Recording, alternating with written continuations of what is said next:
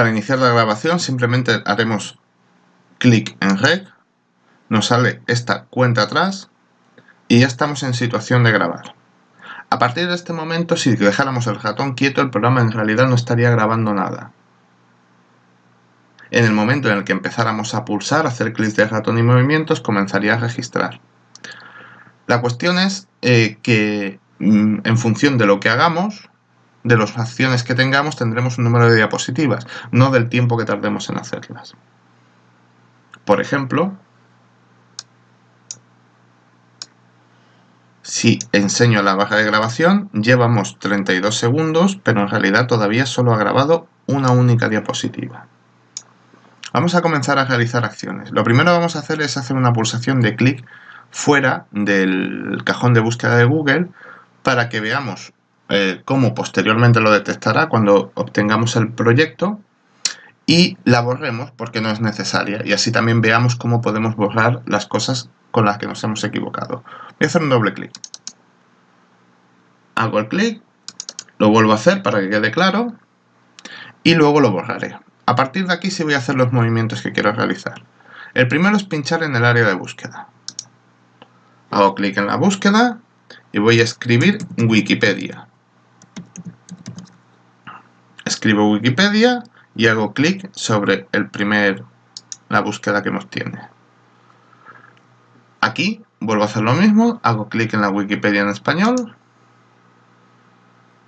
me voy al cajón de búsqueda y voy a buscar la guerra de las corrientes. Es un contenido de tecnología y nos habla de las diferencias que hubo entre la adopción de la corriente alterna y la corriente continua, a cargo sobre todo de Nikola Tesla y Thomas Edison. Después de haber explicado a los alumnos este contenido, aprovecharíamos para que conocieran más del contexto histórico leyendo este documento. Para ello le diríamos a los alumnos que lo descargaran como PDF y pulsaran en descargar.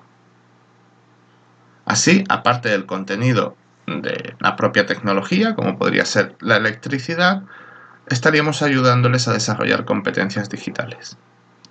Terminaríamos la simulación cogiendo la barra y dándole a Stop. Y el programa ya nos genera una serie de diapositivas. A partir de aquí comenzaremos a editarlas.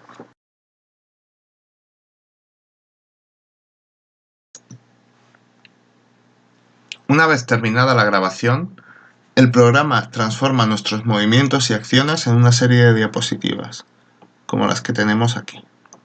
Estas diapositivas las podemos utilizar ahora para hacer un tutorial, es decir, para mostrar al alumno cómo funciona una acción grabada en pantalla, lo que sería un screencast propiamente dicho.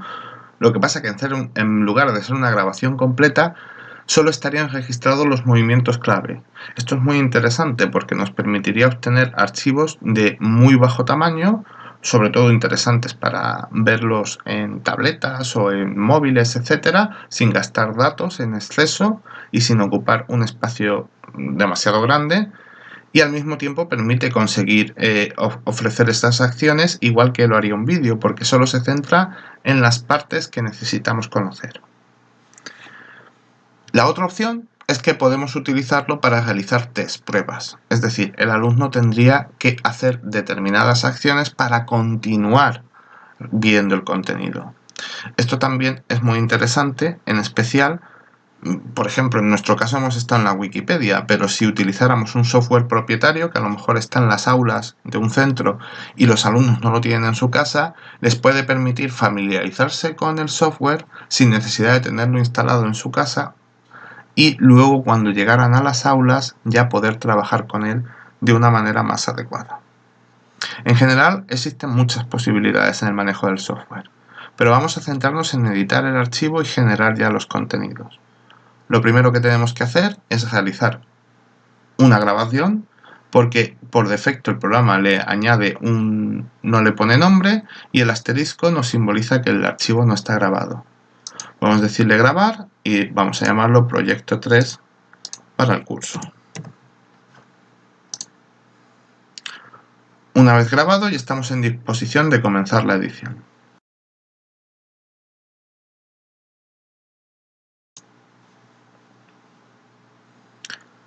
Si recordáis, al principio del vídeo estuvimos describiendo brevemente cómo iba a funcionar, pero mantuvimos el ratón en una posición sin variarlo.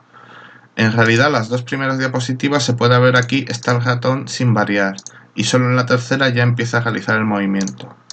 Es más, solo los clics que hice en la pantalla que indiqué que eran para luego eliminarnos es lo que se ha registrado. Es decir, el primer minuto de vídeo solo se traduce en 2 diapositivas porque no había ninguna acción. Pero eso sí, el programa detecta que estuvimos un minuto quietos y nos crea una diapositiva de 1 minuto. Esto sería fácilmente editable, como ya sabemos, en la duración de la diapositiva, pero en nuestro caso no es una diapositiva necesaria, es decir, hay una serie de acciones que no quiero. Si las quisiera eliminar, lo único que tendría que hacer es eliminar la diapositiva y ya está. La segunda igual, las elimino. Y en este caso sí tengo el contenido que me gustaría. Lo primero, si se ve, el ratón voy a hacer un poquito de zoom, el ratón hace esta trayectoria y pincha aquí. Si acertara o si si se equivocara el alumno, marcaría esta opción. Lo siento, tu respuesta no es correcta. Es decir, si no pinchara exactamente aquí.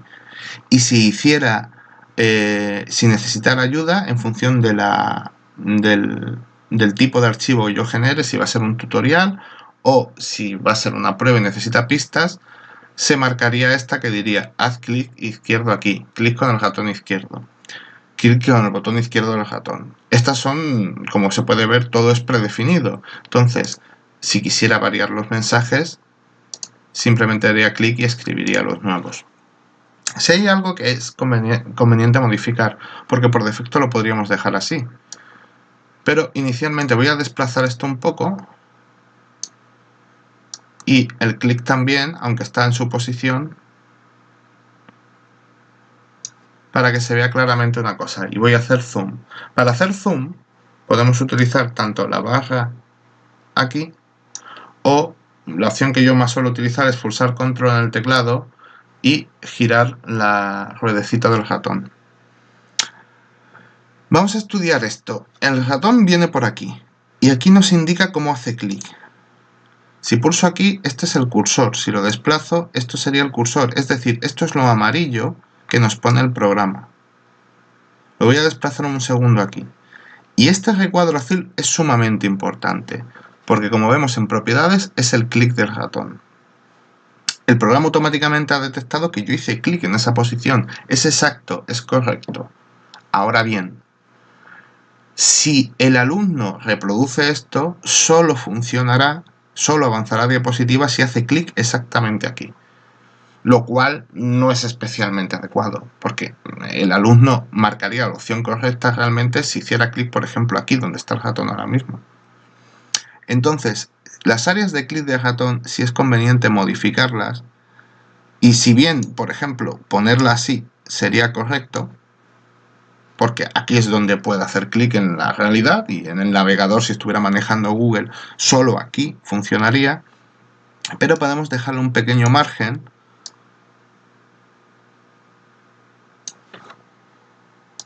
o desplazar al ratón, ponerlo donde estaba para que se vea el puntero y entendemos que es adecuado, por ejemplo, que pinchara en cualquier punto de estos y se activara.